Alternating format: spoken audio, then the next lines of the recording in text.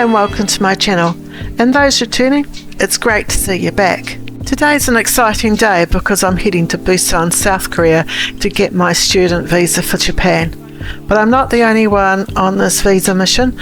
My daughter is also coming along to get her student visa for her studies in Tokyo.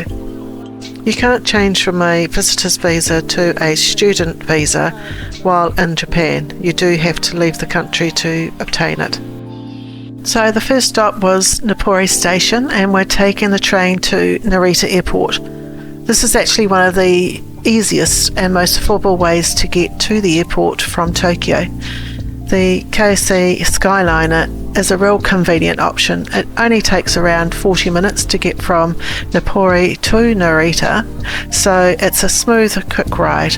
Once we get to the airport, we'll check in for our flight to Busan. The train arrives in Terminal 2, and it's just a short walk to Terminal 3 where we are departing from. There's great signage, so you just practically follow your nose. We're flying with Jeju Air today from Narita to Busan, and the flight time is just under 2 hours, so not bad at all. It's actually a real easy trip. I love the Pokemon decal on the side there. There's always great artwork dotted around the airport. We arrived in Terminal 3 and I've just noticed there's a sign saying there is no restaurants past security, so we're going to catch a bite to eat after we've checked in. We arrived in plenty of time and the check-in queue was pretty short, so it didn't take us too long to actually get checked in. I also didn't pre-book our seats, so we got seated together, but unfortunately we didn't get a window seat. It's a budget airline, so you can pre-order food and there's refreshments available on the trip. We decided not to bother since it was just under 2 hours, and in the departure lounge we got ourselves a drink, so we took that on board. Before the flight I got some dumplings to snack on, and my daughter got the burgers and fries. That should tide us over until we get to Busan. If you're new here, my name is Pennie and I'm originally from New Zealand. I'm in my 50s and I've moved to Japan to study Japanese in Nagoya. And this channel is all about my journey, learning the language, exploring new places, and share what it's like to start afresh in a new country at my stage of life. So why don't you hit that subscribe button and join me in my journey? It'll be great to have you along. We arrived in Busan at 4:45 and it didn't take too long to get through customs. It was quite an easy process. We actually chose to come to Busan instead of flying back to New Zealand because the flights were a lot cheaper from Japan. We're looking for the bus to Hyundai Beach. Look, there it is.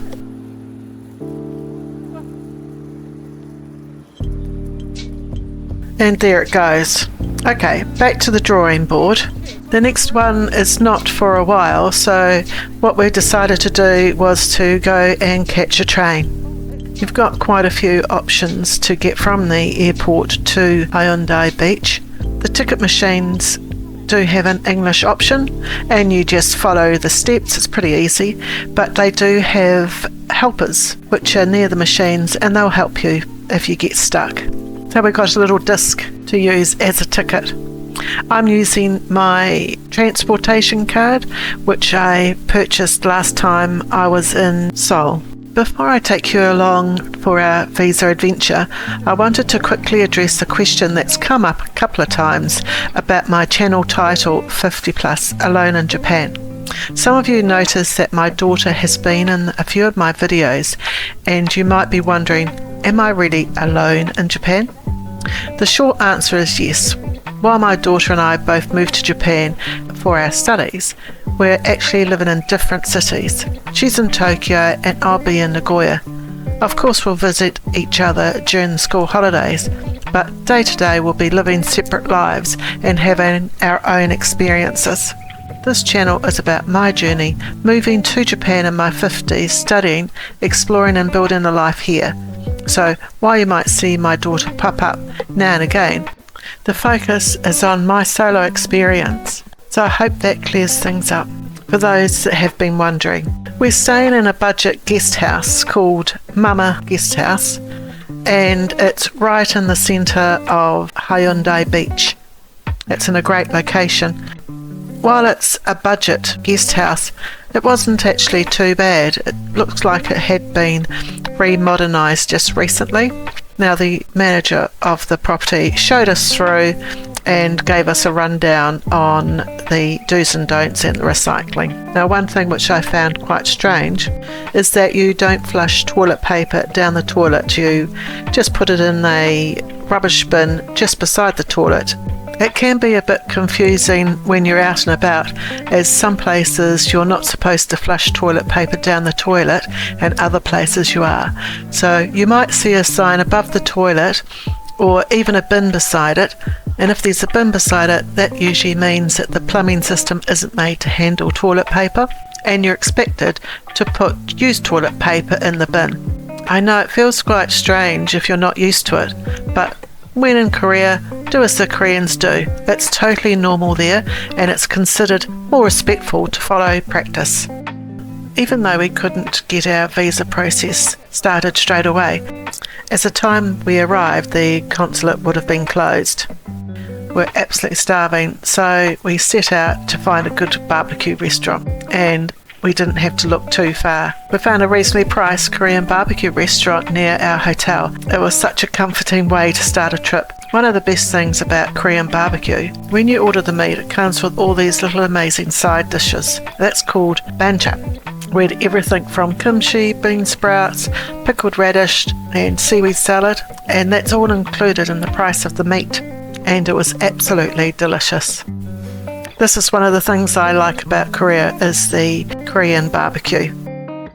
After dinner, we decided to go for a walk around and got to the beach, which was just down the road. I was surprised that it was so quiet. There was hardly a soul on the beach compared to the streets around it, which had quite a few people walking around. I suppose that's one thing I miss about New Zealand, were the beaches. We lived quite close to a beach, and I haven't been to a beach yet in Japan, but it's on my list to do. We decided to head back to the hotel to prepare ourselves for tomorrow's visa adventure, where things don't quite go according to plan. We're lucky that there was a couple of coffee shops just opposite where the guest house was.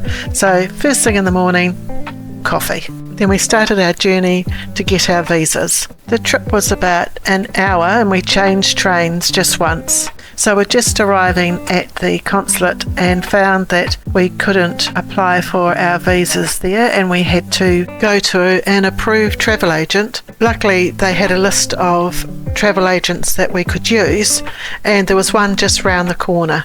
And unfortunately, I forgot to video that. But the travel agent was extremely helpful and said that the process will take between 5 to 7 days. After leaving the travel agent, we decided to have a walk around the area. Walking through the market, we're looking at some of the prices and how they compared to Japan and even New Zealand. I'd love to get to know a little bit more about you too. So let me know in the comments below where you're from or where you're living. It's always fun to see where everyone's watching from.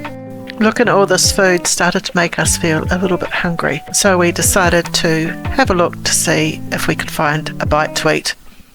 And we did. We found this Korean barbecue place.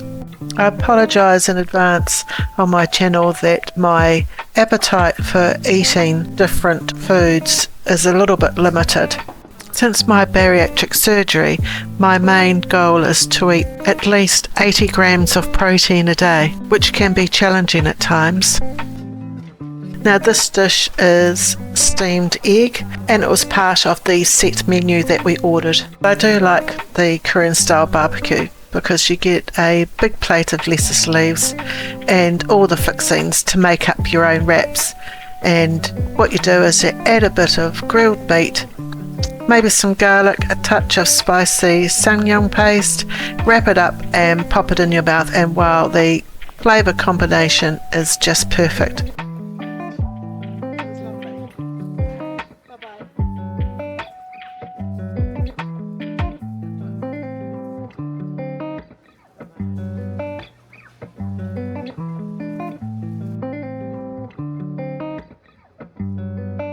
While we're walking around, we found these calorie counting stairs, so we thought we'd give it a go. We walked up to the top and we burnt 7 calories. I think a treat is in order for doing all that exercise, surely. We made our way back to Hyundai Beach and decided to try Indian for dinner tonight, and found this lovely looking Pakistani Indian restaurant. It was on the 2nd floor, and I got the saag lamb, and we got tandoori chicken and also some chips. It was a bit of a strange combination, but it was very nice. Our next stop was to get a refreshment.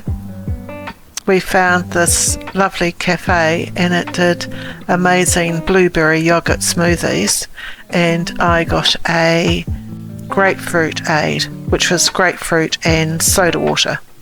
The cafe actually had a lovely vibe to it, and it became kind of a regular for us to come here in the afternoon to grab a drink. We decided to take our drinks and have a walk around the beach area. It was actually quite a relaxing walk because the area wasn't too busy.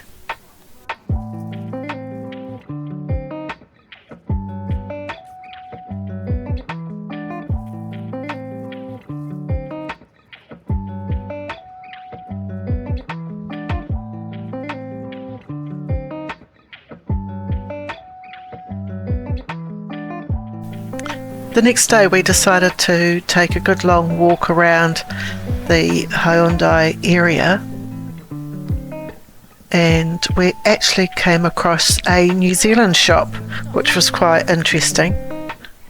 We decided we wouldn't go in straight away, we'd go back to it, but we actually forgot to go back to it. We did actually get up quite late, and so we headed out late for lunch and found that it was very difficult to find a lunch place that was open because they have a break during 3 p.m. and 5 p.m. But we did come across this bakery and they said that they had a cafe attached to it. So we decided to come here. It was certainly a lovely looking cafe and the prices didn't seem too high. Now I ordered the French omelette and my daughter got a open sandwich. My French omelette was delicious and my daughter's open sandwich was salmon and caviar, scrambled eggs with mushrooms, and there was a snail sandwich. She is certainly a lot better at trying new foods than I am. So after our late lunch we carried on walking around Busan. If you haven't been to Busan before, it's like a special place. It's a bit different from Korea most people imagine when they think of Seoul.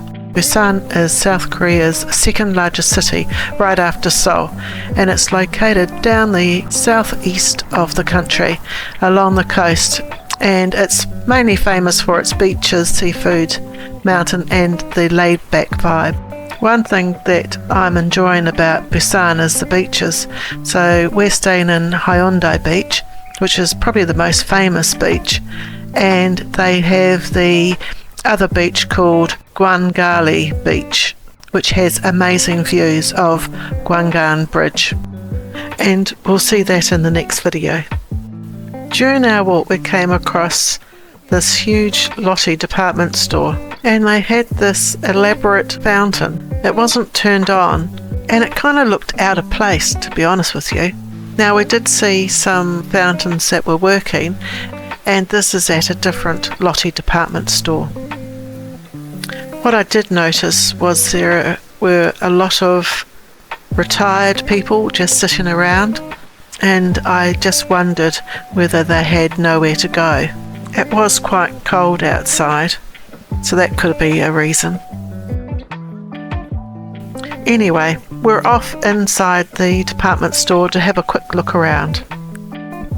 I can't promise that we won't buy anything, but we'll certainly try our hardest not to.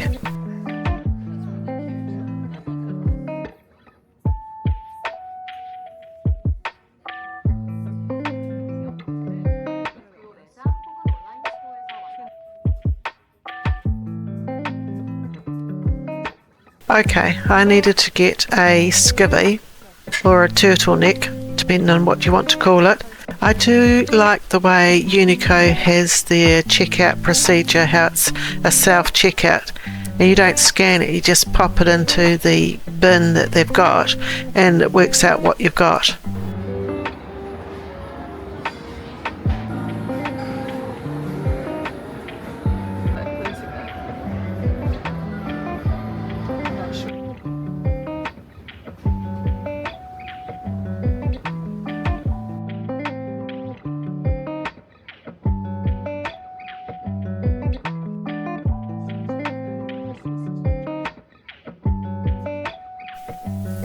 On the way back from our shopping, we decided to get a bite to eat. We didn't want to go to a restaurant, so we found this stall that sold meat skewers, and we got some chicken skewers, and he had a variety of sauces, and yeah, he was a nice guy.